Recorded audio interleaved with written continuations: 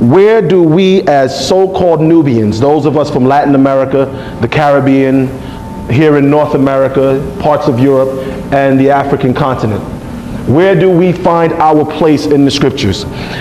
Specifically in this case, the Bible. We all know that King James, or the Roman Catholic, or the Greek Orthodox with the Septuagint, the Catholics with the Latin Vulgate, King James, the Anglican Bible, many have stepped in with their translations, interpretations, and their own opinions on records that actually predate European development. What's up, YouTube family? Welcome back to my space. This is Evans Raiola. Guys, thank you for tuning to watch this video. I do not take it for granted. So guys, on today's video, we want to talk about the ancient black people in the Bible. You know, many a times, the Bible has always been depicted to be a white book, you know, white Jesus, you know, and many other figures in the Bible. But on today's video, we want to uncover the secrets in the Bible that white supremacists chose to hide from us black folks. So to speak to us is a black pastor who tries to uncover these deep secrets. He speaks about Jesus being black, and he also speaks about Bible figures being black. So I want us to watch this video. Once the video is done, we'll stop it, then do a critical analysis of the same. Let's watch this video, guys. I always like to get right into it because you have time constraints, and I like to get as much information out and answer as many questions as possible. My name is Reverend A.J. Varmer. Some know me as Heart of Hotep Tar. And today's discussion, I'm going to be discussing with you Africa's relationship to the scriptures. The reason we chose this topic is because you have a difference or a split amongst the conscious movements or amongst the various churches as to, when I say the scriptures, specifically the Bible, and in many instances the Quran as well, where do we as so-called Nubians, those of us from Latin America, the Caribbean, here in North America, parts of Europe, and the African continent, where do we find our place in the scriptures? Specifically in this case, the Bible. We all know that King James, or the Roman Catholic, or the Greek Orthodox with the Septuagint, the Catholics with the Latin Vulgate, King James, the Anglican Bible, many have stepped in with their translations, interpretations, and their own opinions on records that actually predate European development, predate the so-called civilization of the European continent. And they make it seem that we as Nubian people, Nubian Melaninite, or Africans, or Latino, or Caribbean, or whatever we call ourselves today, as if we were converts to what's now being called Judaism, or what's now being called Christianity, or in some cases, what's now being called Islam. So today we're going to go into the scriptures to see this Bible, as we hold it today, the King James Version or translation, does it in the English as well as specifically in the Hebrew, does it in fact show or mention we as a people, as Melaninite people, having an existence and in a direct influence on this book or these books or these scriptures or these religions and opinions? I say that because when I talk to our brothers and sisters in the consciousness movements and I say I'm a true Christian, and we say that in that particular way, true Christian. We say that because we want to make sure that it's a difference between just saying I am a Christian and I am a true Christian. And when I say a true Christian, we use the word Christian. You're going to hear some words today. We're going to define, and then we're going to show you these words in the Bible. If you have a pen and paper, we do ask that you please take it out, take notes, ask questions. Christian, say that word for us, everybody. Now, this word, we were taught that when I went to church as a boy, I went to Catholic school, St. Raymond's in the Bronx in New York. And then while there, I was taught that Christian as a word was something that the disciples of an individual that the world has come to call Christ, they were called in a place called Antioch, according to the books of Acts. that the disciples went to this place called Antioch, and when they got to Antioch, which is at the time in a place called Syria today, okay? And when they got there, the people there who were worshiping Syrian gods and certain Syrian doctrines, like the Sabian teachings, refer to them out of disrespect as Christian. And that word comes from the Greek Christos, and it means refuse, R-E-F-U-S-E, to refuse, or something refuse, something you throw away, something to be discarded, something to not be appreciated.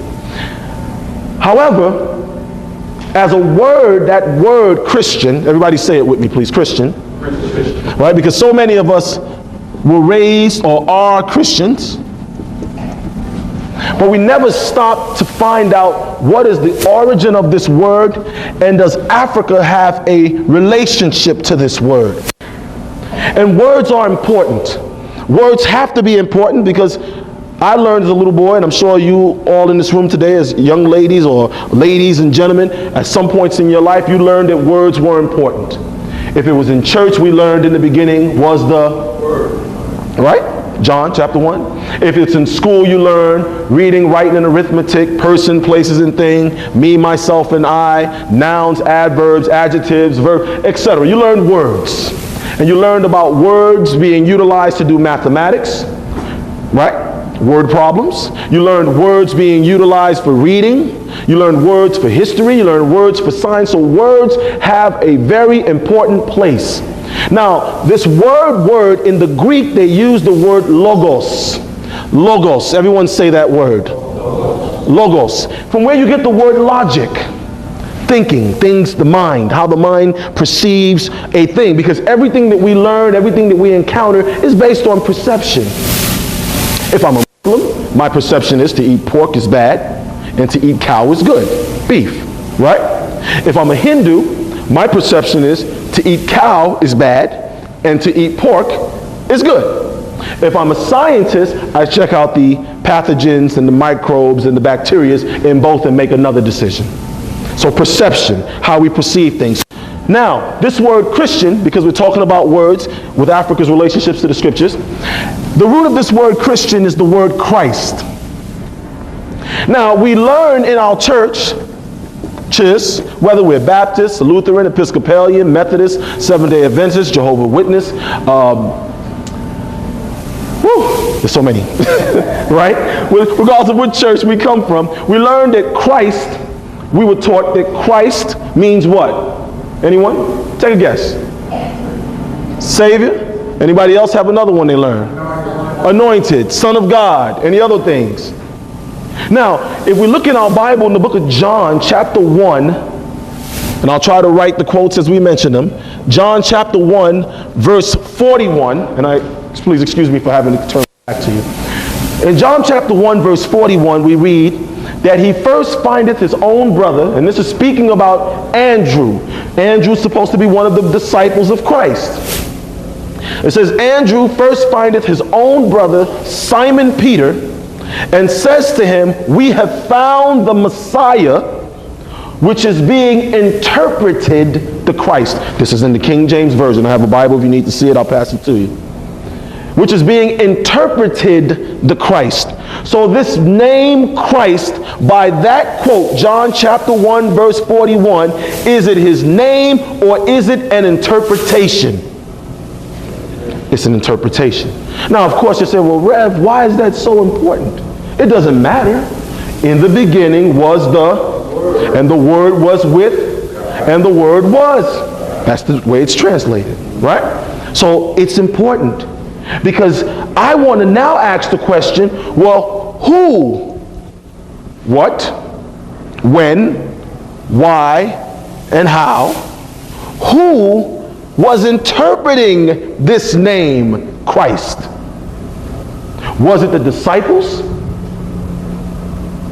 Couldn't have been, because he just said, we have found the Messiah, which is being interpreted the Christ. So the disciples, being of the house of Judah and the house of Reuben, or the house of Benjamin, or the original Israel, and I didn't say Israeli. I'm going to show you in the Bible where they're both in there. See, because somewhere along the line, we as Africans of the diaspora don't understand that words and logos and language is important. So we think when we hear Israeli, say Israeli, and we hear Israel, we think we're talking about the same thing. We think when we say Ishmaeli, say Ishmaeli, and Ishmael, we think we're talking about the same thing. We think when we say Midiani, and Mitani, that we're talking about the same thing, but history, his history, says, no, we're not. You see, when we say Israel, and we use it this way, Israel,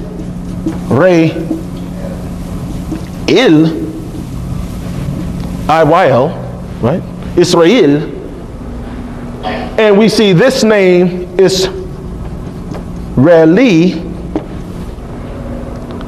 Israeli are the Jebusites spoken about in the books of Judges chapter 10 and Joshua chapter 5. We're going to go into it. How the Jebusites, the seed of Canaan, which Zondervan Bible, and I have about 4 different Bibles by different companies, tell you that the children of Canaan, which are mentioned in Genesis chapter 11, are in fact the Europeans, though for years, going back to the 50s and the 40s and the 30s, they used to say the curse of Canaan, with Ham's son Canaan, was the curse on black people making us black, or Nubian Melaninite people making us Melaninites from Latin America, etc. But now they're admitting, and I'm going to make sure I pass it around so you can see with Zondervan. I don't work for Zondervan, haven't met anybody at the company, but where they're admitting to it. Key Study Bibles admitting to it. Ryrie Study Bible admitting to it, that the Europeans, so-called Caucasians, are the seed of Canaan, and that you are the original seed of the scripture. And they understood the words because these were the Greeks who were mistranslating, misinterpreting, and reformulating the books of the Bible. The very word Bible, they understood the word Bible as being biblos in the Greek. And they said biblos papyri. And that word papyri is papyrus, sun paper, the papyrus reeds of ancient Africa. Notice I didn't say Egypt. Because in the Niger Delta, and I'm not talking about Timbuktu, I'm talking about cities older than Timbuktu that rivaled Mesopotamia, Ur, and Chaldea, that you can go on BBC, on YouTube right now and type in ancient Malian cities, and they did whole documentaries on we in West Africa, North Africa, South Africa, East Africa, and Central Africa having cities that span back over 100,000 years. They found the Malian records over 100,000 years being kept by villagers 2 years ago, and they're presenting it. Look up the Malian records. Back to the point. When you say Christ, and we'll get into Israeli and Israel in a minute. So Christ is this interpretation, John chapter 1 verse 41, interpreted by the Greeks. Why is that important? Because the Greeks had a word, Christos. Christos. Say that word. And when they said Christos, they were not talking about the Messiah. That's described in Revelation chapter 1 as having hair like lamb's wool and feet like burnt brass. Because that individual with burnt brass feet, now, I'm not the best of cooks, but I do know that something that's burnt is normally dark. That's, you burn some toast, you got to take out the knife and try to scrape it. Right? Okay, don't act like I'm the only poor person in the house. We've all done that before, right? Okay, so when you hear Christ, Christos, there is a difference between Christos and Christ. People say, well, I've never heard of this word, Christ. Well, in the Hebrew, every year, living here in the West, there's a holiday that comes up called Rosh Hashanah. Anybody ever heard of it? You have to, because it's always on the news. You don't know what it is. It comes on TV. They say it's Yom Kippur, it's Rosh Hashanah, it's Passover. You heard about Passover. Remember Moses' 10 Commandments, Charleston Heston, the river parted, they walked through it. But this word Rosh Hashanah, or Rosh Hashanah, they say means the head, Rosh, or Rais in Arabic. They put this here. And it means the head, a person's head, Rosh. Our Rastafarian brother said, Haile Selassie Rastafari, the head, Tafari. So this word Rast has always been there. And this word Ka in ancient Tamaré, it means the spirit or the personality of a people. The consciousness, we say the Christ consciousness. Because we know that the real Christ, the true and living Messiah, I say Messiah because we just learned that Christ is a what? Interpretation. The living Messiah says he will come amongst the people. Not as an individual, but by being a what? A consciousness, not a spirit. A personality, a consciousness. I stand at the door of your heart and I knock. That's what the scripture says, right? Why do they use the heart? Because the heart is the seat of what? Emotions. And your emotions it's a direct reflection of your personality. How you respond to something. Your reactions to things are how you think. How you see things as right or wrong is based off of your perception of those things, correct?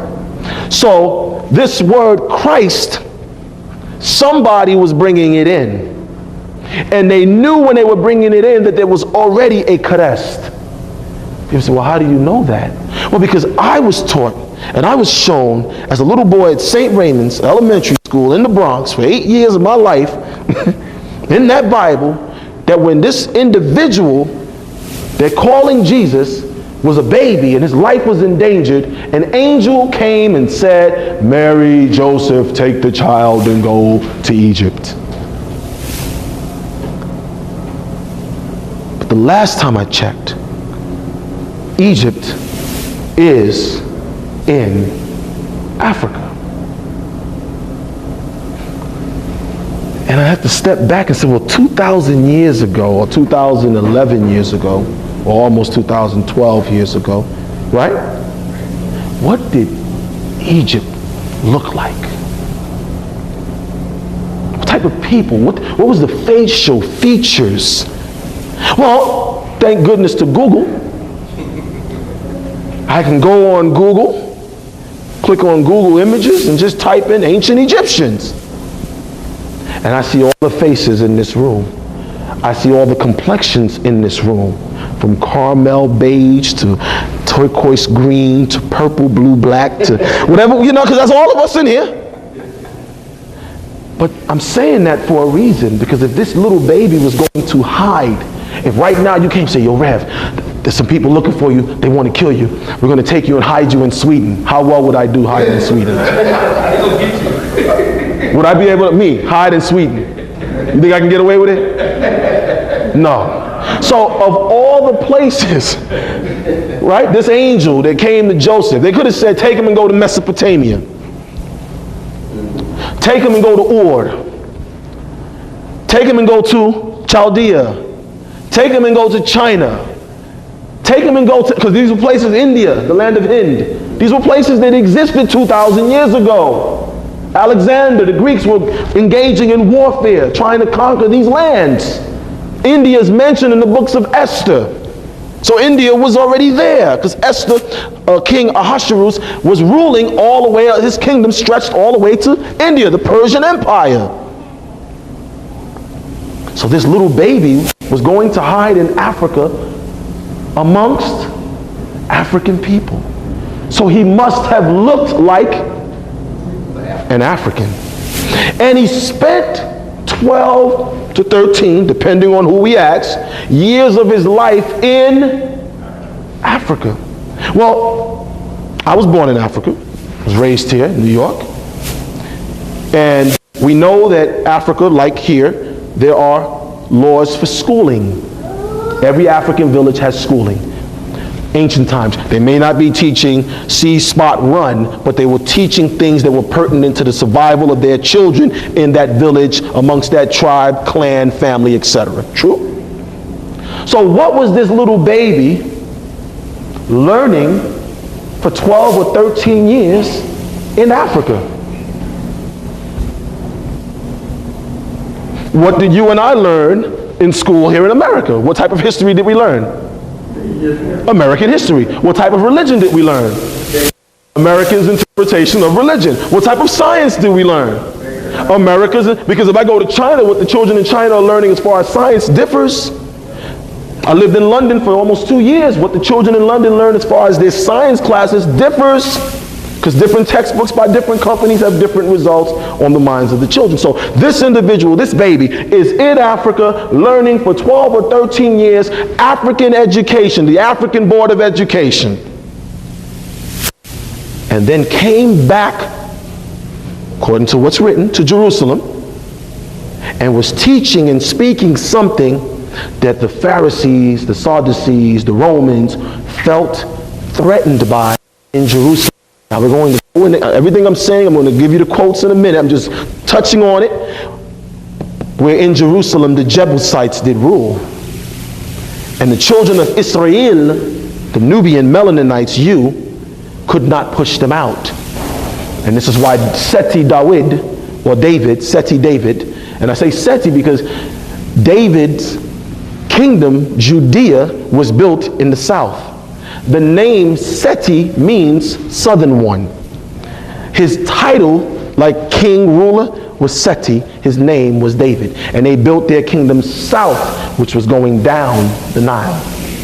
We're going to get into that. So, we have Christians, say that for us. We have Christ. We have Christos.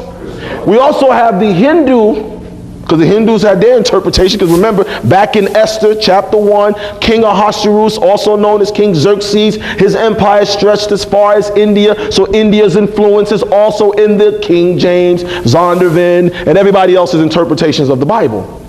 But when we go amongst the Hindus, they have Krishna. Again, this word, Krishna, Christos, because Greece or Greek, Anglican, Indo-European languages. They come out of the everybody, you learn about it in school. If you haven't, just type it online. A list of Indo-European languages. The very word in English, father, comes from the Greek Petr, which comes from the Hindi or Sanskrit, Petr. Family, that was a very, very insightful speech from that black pastor. I went on to do my research and get to understand the involvement of Africa, or rather the involvement of black figures in the Bible. So the Bible references various ancient African nations and people, illustrating Africa's deep historical connections with biblical events. Some of these references include individuals and nations from Egypt, Ethiopia, referred to as the Kush, then Libya. Here are the key mentions of the ancient Africans in the Bible. So guys, I want us to go through these African countries that were mentioned in the Bible, and that just shows us that the Bible is actually a black culture book. They were trying to discuss the black people. They were trying to educate people from black stories. The first country we'll discuss about is Egypt. You know, Egypt is one of the most frequently mentioned African nations in the Bible. Egyptians played a central role in biblical narratives, especially in stories of Joseph, Moses, and the Exodus, including Genesis chapter 39 to 50, Exodus 1 to 14. Egypt was a place of refuge for biblical figures, including Abraham, which is mentioned in Genesis, and Jesus in Matthew. You know, when Jesus wasn't safe in Jerusalem, they had to flee Jesus to Egypt. Then number 2, we talk about the Kush, which is Ethiopia. Kush is mentioned as a region associated with modern day Ethiopia or Sudan. Cushites are believed to be descendants of Noah, son of Ham, as mentioned in Genesis 10, verses 6 to 8. The Ethiopian eunuch in the New Testament, who was baptized by Philip, is a notable example of early African Christian conversation in Acts 8, 26 to 40. Family, so far, you've noticed the Egypt has a very, very strong significance to the Bible. Then the Kush, which is Ethiopia. The last time I checked, these countries are in Africa. You know, and they lie to us that all these Bible figures are white men and women who, around the same timing, what color of people were actually in Africa? You know, sometimes people say that we all should not be arguing on basis of color when it comes to biblical teachings. But is it okay then for Jesus to be painted white? Is it okay then for him to be depicted as a white man? You know? And then number 3, there's Pharaohs and Moses. In the story of the Exodus, Moses grew up in Egypt under the rule of Pharaoh. Yo, that just shows you that constantly most of these Bible stories are actually happening in Africa. You know, in the story of Exodus, Moses grew up in Egypt under the rule of Pharaoh.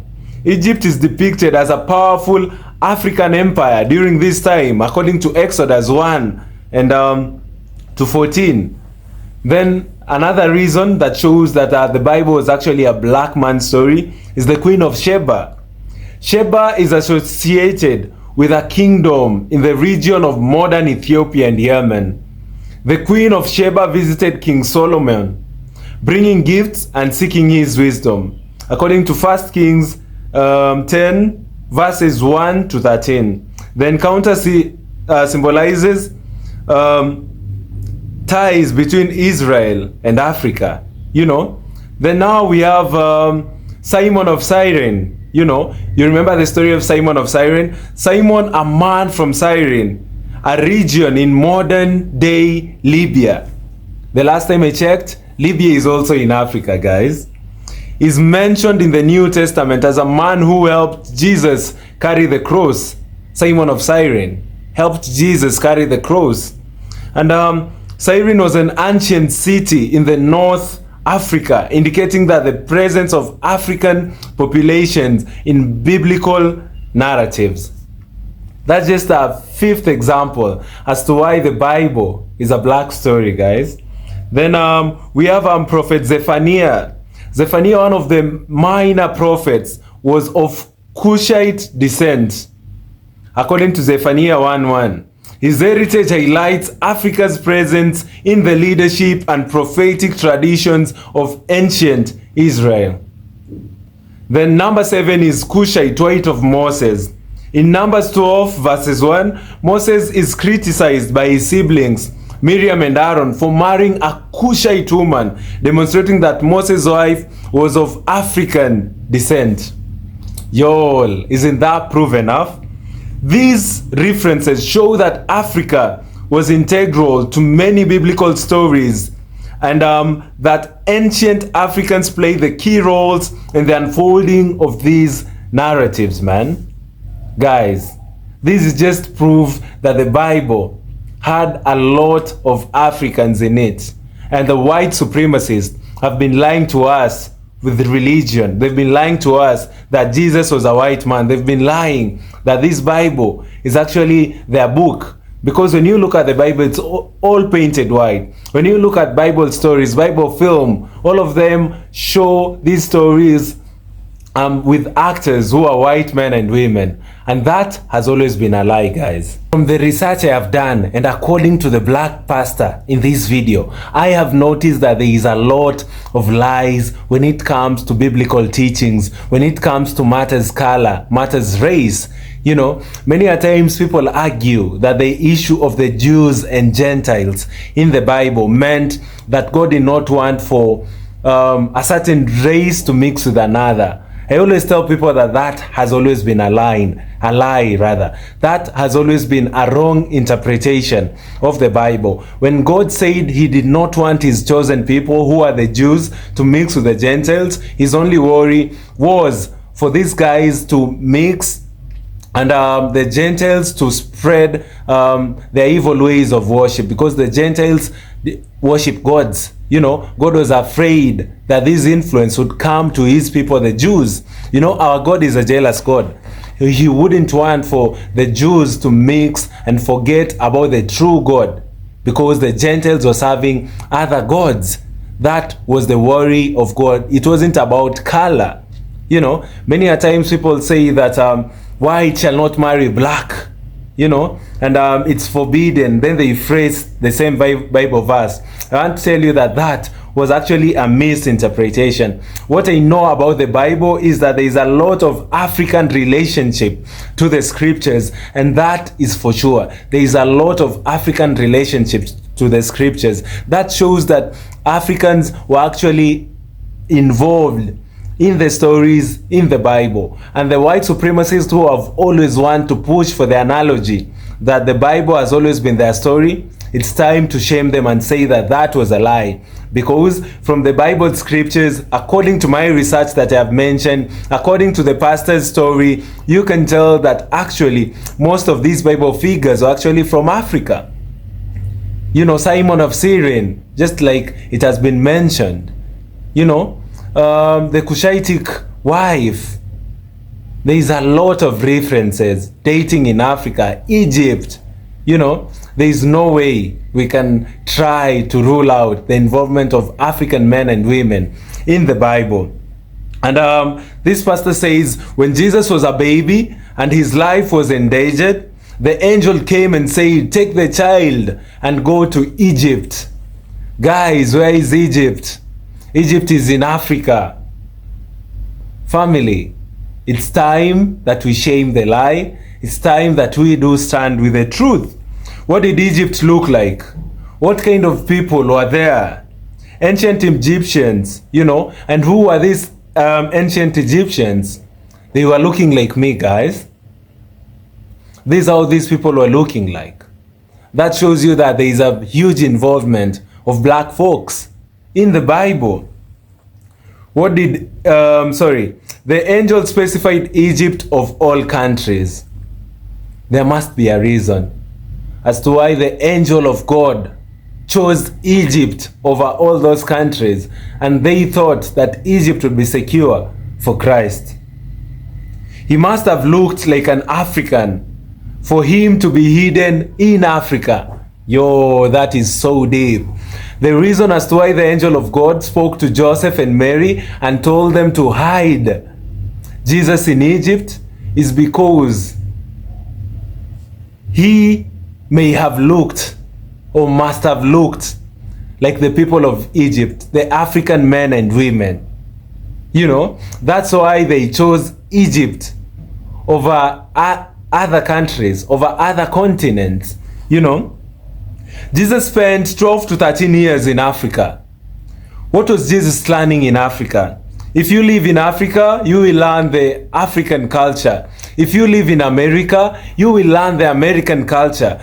The American schools will teach you about their history. When you study in Africa, you'll be taught about the African history. So all this time, Jesus was living in Africa, in Egypt, for 12 to 13 years. He was learning African teachings. Jesus learned African education and then came back to Jerusalem, and he was teaching what the people of Jerusalem felt threatened. Guys, this story of blackness and color in the Bible is one story that some people choose to say that it's not important. But I always ask people, if it is not important, why did they lie to us? Why did they depict Jesus as a white man? Why do they do films of Bible stories with actors who are white? Why do they have paintings of white Jesus in churches? Guys, thank you so much for watching this video. Kindly do consider subscribing to my channel for amazing black stories in Africa and in the diaspora. Guys, I have posted a series of videos of American black history. More than 30 videos so far. I'd like for you guys to go and watch them. Comment down below. Let me know what you think about the video so as we may be able to learn together. Guys, like this video also so that it can be recommended to other YouTube users, and you can also share it with your friend and family so that we may be able to learn together, guys. So thank you so much. Subscribe to the channel. We are on the road to 20k subscribers. Hopefully by the end of the month we shall be hitting 20k, guys. Let's push it and let's continue supporting each other as we spread the gospel, as we spread the message about the lies that have been told to us as black folks. Guys, thank you so much. See you all in the next video. Goodbye.